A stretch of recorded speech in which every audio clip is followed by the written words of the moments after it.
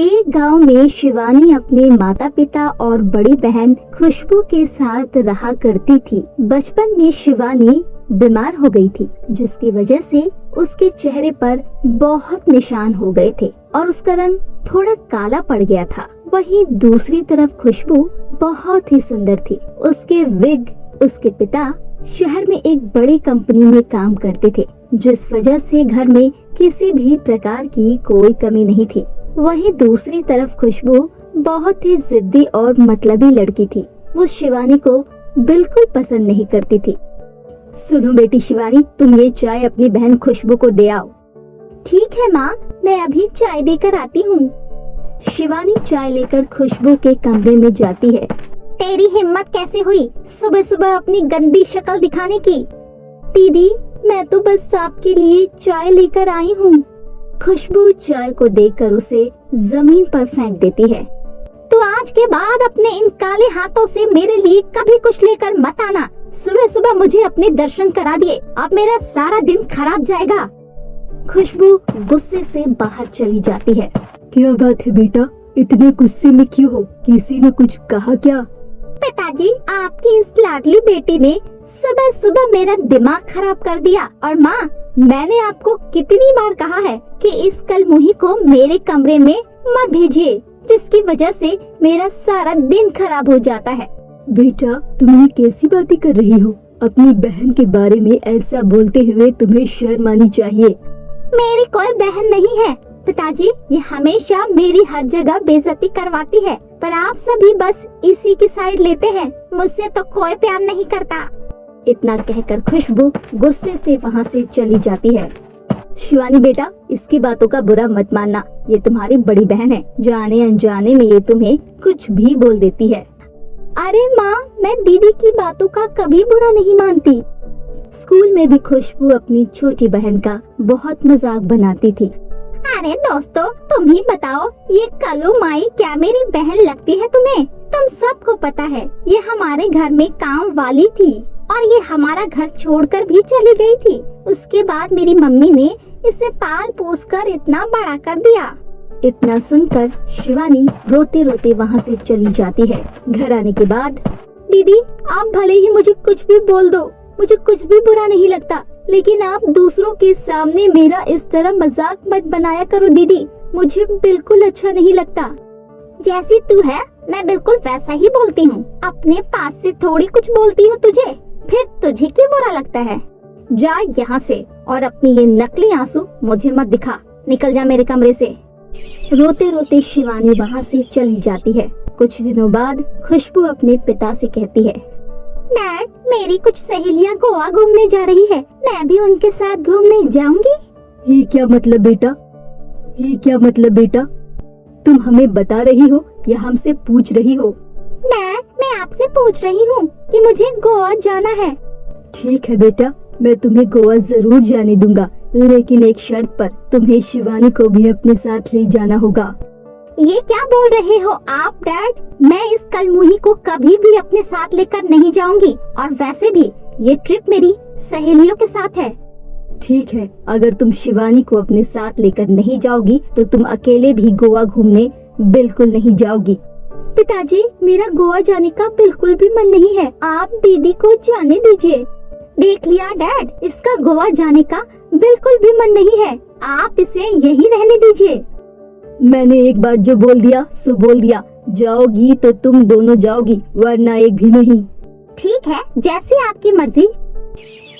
अगले दिन दोनों बहनें गोवा के लिए निकल जाती है।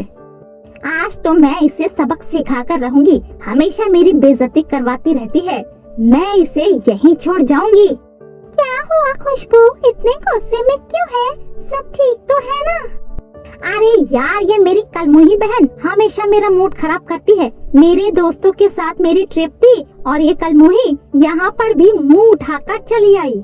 अरे तो क्या हुआ, इसमें मूड खराब करने वाली कौन सी बात है? तेरी बहन आ गई तो आ गई, तू अपना एंजॉय करना। मेरे सभी दोस्त इसको मेरे साथ देखकर कितना मजाक बनाते हैं, मुझे ये बिल्कुल अच्छा नहीं लगता। अब देख मैं इसे कैसे मजा चखाती हूँ, आगे से ये मेरे साथ कभी भी कहीं नहीं जाएगी।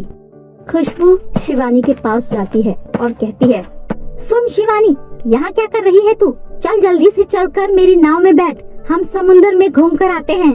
नहीं नहीं दीदी, आप जाओ, मैं यही ठीक हूँ। मैं तेरी बड़ी बहन हूँ ना, मैं तुझे हमेशा भला बुरा बोलती हूँ, लेकिन देख आज कितने प्यार से बोल रही हूँ। अब चल मेरे साथ जल्दी से। और जबरदस्ती शिवानी का हाथ पकड़कर उसे घुमाने ले जाती है। समुंदर के बीच में जाकर वो शिवानी को धक्का मार देती है और उसे पानी में गिरा देती है।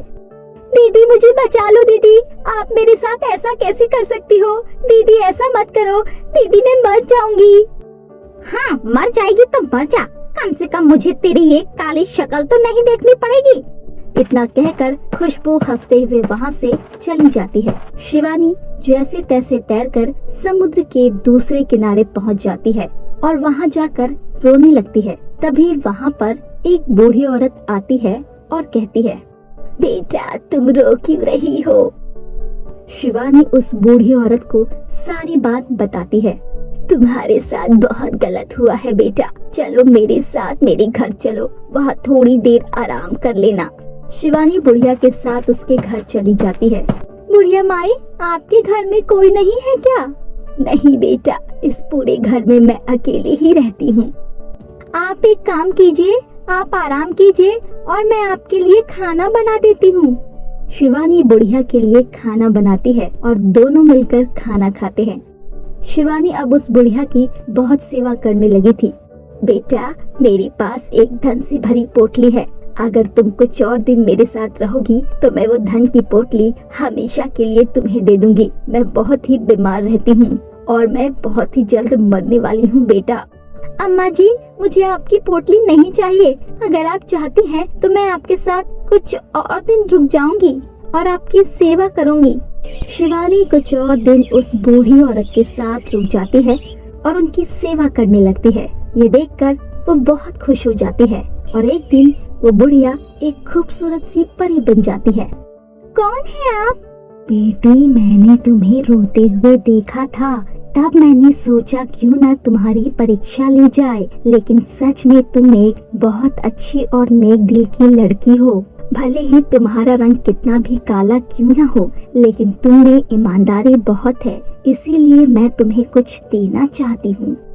परी उसके बाद अपने जादू से शिवानी को एक पेड़ के पास ले जाती है। उस पेड़ पर बहुत ही खूबसूरत खूबसूरत काजल लगे थे। परी एक काजल तोड़कर शिवानी के हाथ में दे देती है और कहती है, बेटी ये जादुई काजल है, इसे लगाकर तुम जो भी मांगोगी वो तुम्हें मिल जाएगा। शिवानी जल्दी से वो काजल लगा लेती है और काजल लगाते ही शिवानी बहुत ही ज्यादा खूबसूरत हो जाती है। तभी परी अपने जादू से उसे उसके घर छोड़ देती है। शिवानी खुशी खुशी अपने घर आ जाती है और घर आने के बाद शिवानी को देखकर उसकी बड़ी बहन खुशबू को अपनी गलती का एहसास होता है और वो शिवानी से माफी मांगती है। फिर उस दिन के बाद से शिवानी अपने परिवार के साथ हंसी खुशी रहने लगती है।